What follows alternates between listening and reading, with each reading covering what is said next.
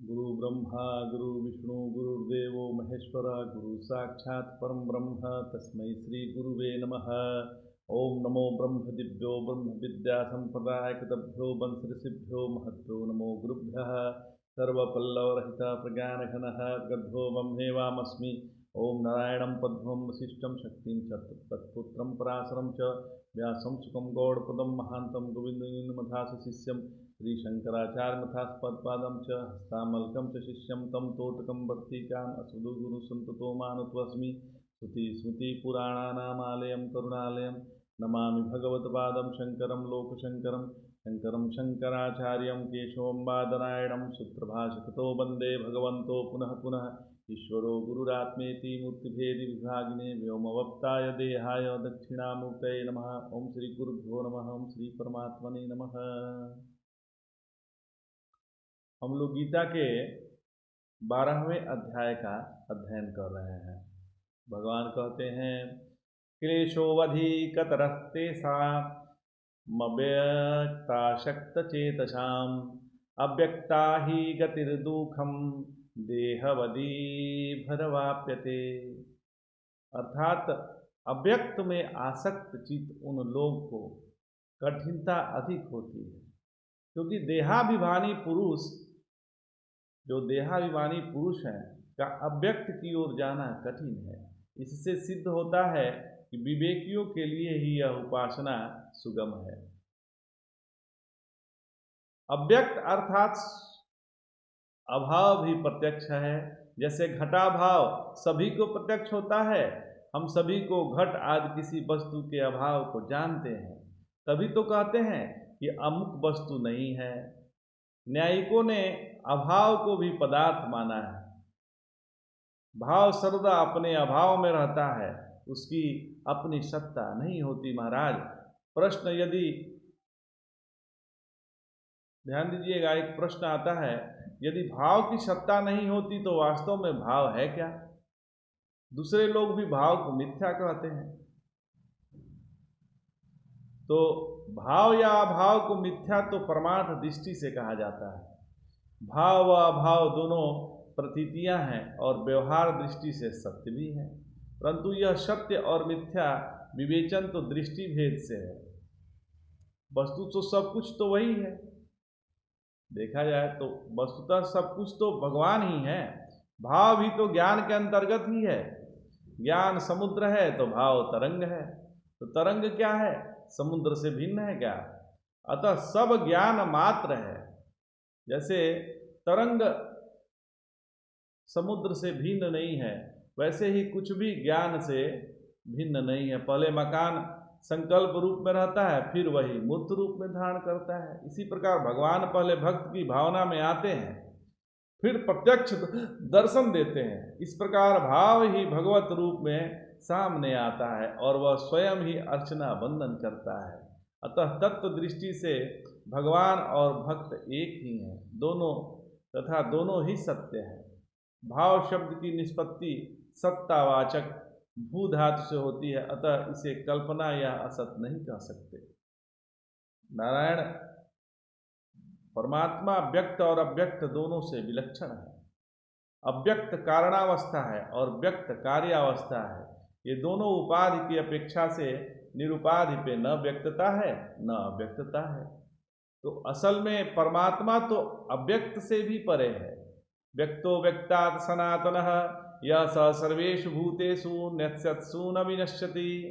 तो जो अपने को देह मानकर बैठते हैं, देहाभिमानी हैं, उनके लिए तो अव्यक्त के मार्ग पर चलना अत्यंत कठिन है और अव्यक्त फल प्राप्त करना बहुत बड़ा कठिन है। इसलिए देहाभिमान के साथ अव्यक्ता शक्ति नहीं जुड़ती। असल में देह तो देह से ही आसक्त होगी। जब हम शरीरधारी हैं तो हमारी आंखें कहेंगी कि भगवान को देखें, हमारी कान कहेंगे कि भगवान को सुने, त्वचा कहेगी कि उनको छुएं, जीभ कहेगी कि उनके प्रसाद को चखें, नाक कहेंगी कि उनको सूंघें, हृदय कहेगा कि आओ उनके हृदय से लग जाएं। जब तक अपनी आत्मा में साकार बुद्धि, तब तक ईश्वर में निराकार बुद्धि कल्पना मात्र है। जब हम स्वयं आत्मा अनात्मा विवेक करके अपने को पंचकोशातीत रूप से निराकार मान लेंगे, तब पंचभूतातीत रूप से परमात्मा को निराकार जान सकेंगे। इसलिए भगवान ने कहा अव्यक्ता ही गति दुखम देहवदी भरवाप्यते। तो इस प्रकार सगुण और निर्गुण दोनों उपासनाओं का समर्थन कर अब भगवान उपासना का स्वरूप बतलाते हैं। ये तु सर्वाणि कर्मापण मयि सन्न्यस्य मत्परः अन्येनैव योगेन मां ध्यायन्त उपासते तेषामहं समुद्धर्ता मृत्यु संसार सागरात् भवामि नाचिरात् पार्थ मया वेशित चेतसाम्। अर्थात हे पार्थ, जो सब कार्यों को मुझे अर्पित करके मेरे परायण हो, अनन्य भाव से मेरा ध्यान करते हैं, उपासना करते हैं, मेरे में मन लगाने वाले उन भक्तों को मैं शीघ्र ही इस मृत्यु रूपी संसार सागर से उद्धार कर देता हूँ। अनन्य भाव से ध्यान करने का अर्थ है कि मेरे सिवा और किसी का चिंतन न हो। यद्यपि राजस और तामस पदार्थ की अपेक्षा तो सात्विक वस्तुओं से राग होना अच्छा है, परंतु क्या है कि भगवत भजन में तो वह भी बाधक है। इसलिए भजन करने वाले को सावधान रहना चाहिए कि कहीं सात्विक वस्तु या सात्विक पुरुष में उनका राग न हो जाए। इसी दृष्टि से यहाँ अनन्य चिंतन की बात कही गई है। जहाँ अनन्य शब्द आए वहाँ एक निष्ठता समझनी चाहिए। इसी प्रकार जहाँ संन्यास शब्द प्रयोग हो वहाँ आत्मनिवेदन समझे। अच्छा, आत्मनिवेदन का स्वरूप निरंतर भगवदाकार वृत्ति का प्रवाह और संसारकार वृत्ति की निवृत्ति ही आत्मनिवेदन है। जैसे किसी निर्धन की पुत्री का विवाह, उसके लिए किसी ने रुपया देना कह दिया हो, घर में कोई सामग्री नहीं है, कल बारात आने वाली है, उस समय उनके चित्त की वृत्ति रुपया देने वाले की लगी रहती है। उसी प्रकार से चित्त सब ओर से हटकर केवल श्री भगवान में ही तलीन हो जाए, वही आत्मनिवेदन है। श्री भगवान के संपूर्ण गीता में कहीं नहीं कहा कि मैं सकाम भक्त का उद्धार करता हूँ, उसे तो उसकी इच्छित वस्तु देने की बात ही कही है।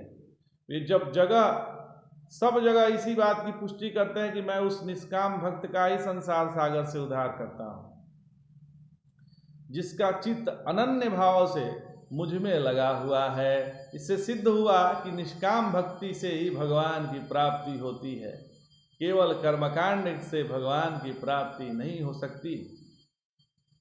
केवल कर्मकांड से भगवान की प्राप्ति का प्रसंग कहीं नहीं मिलता है। हाँ, ऐसा तो आता है कि निष्काम कर्म से अंतःकरण शुद्ध होने पर भगवत प्राप्ति की उत्कट लालसा जागृत होती है।